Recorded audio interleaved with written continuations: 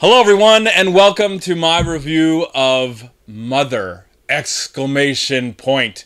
This is the brand new film from one of my favorite filmmakers of the last 20 years. I think he's been working that long as a storyteller.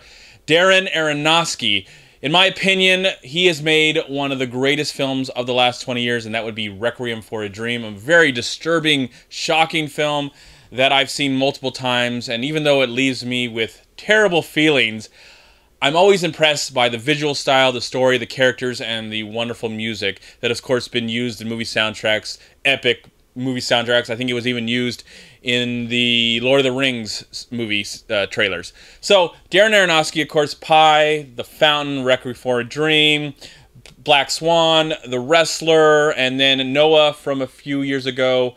Hasn't made a movie since Noah, I think in 2014, so I didn't even know this movie was coming out until about a month ago. I think it did premiere at the film festival for TIFF just a few weeks ago, or last week or something like that.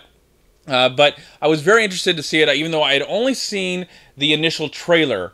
And from the trailer, I still really had no clear idea what this film was about. So I kind of felt like, even though I saw the trailer once, I still was going in this movie having really no knowledge of what this movie was about, or what the ideas were being explored, or anything at all, anything about the film at all. So I'm not really going to explain the plot of the movie. Just let you know that, of course, it stars Jennifer Lawrence, Javier Bardem, Ed Harris, and Michelle Pfeiffer, and then there's some other actors, some notable and some surprises throughout the rest of the film.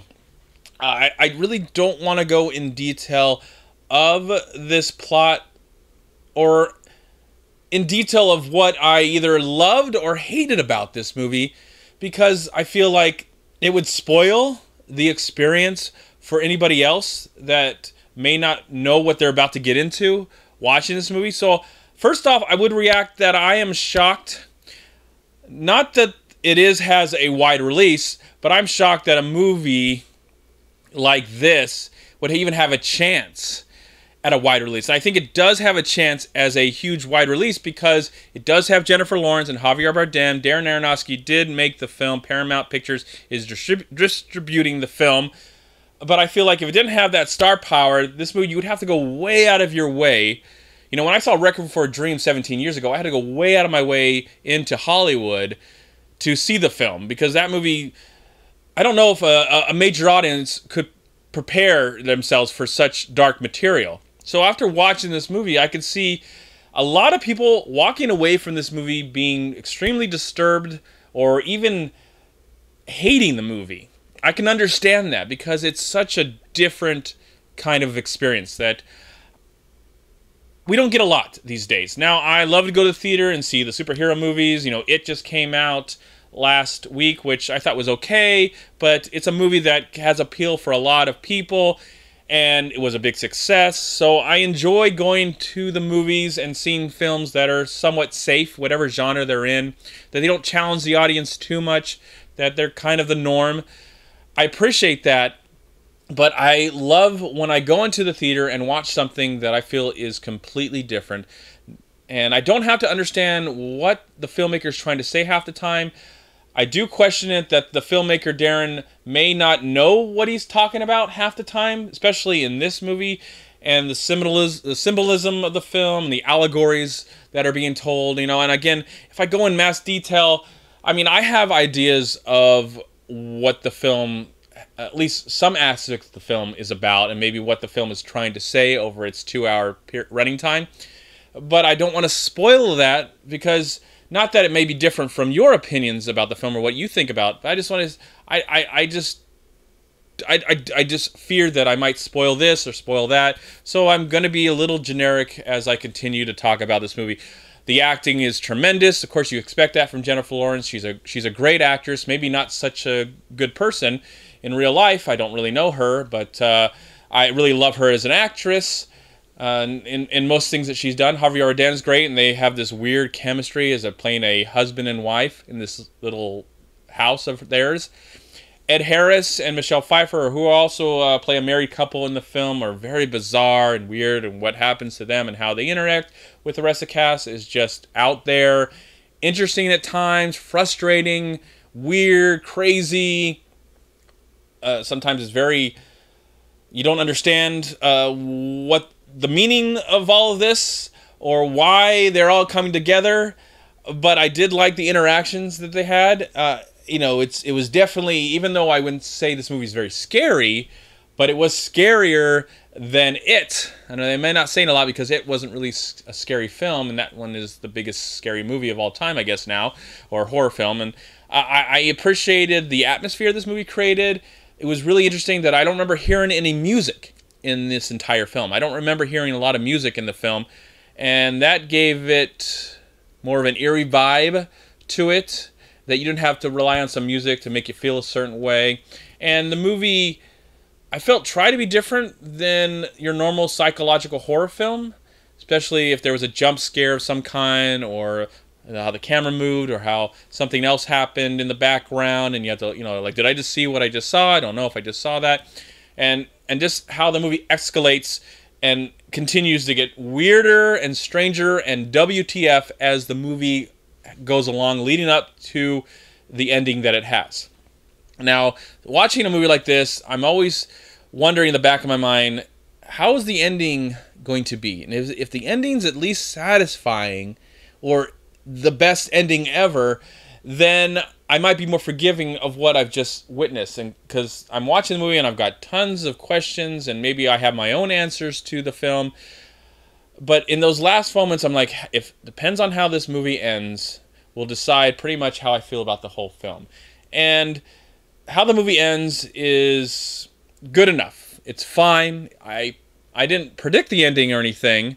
I maybe should have predicted the ending. But how the movie ends, I was like, okay, I'm fine with it. I can live with it. Even though I don't know how I can live with the rest of the film, because I'm like, does that mean that? What does that mean? How did that happen? Is this whole thing a whatever? Or am I just losing my mind as these characters are losing their mind? And who's really a part of this? And what world is this film really actually existing in?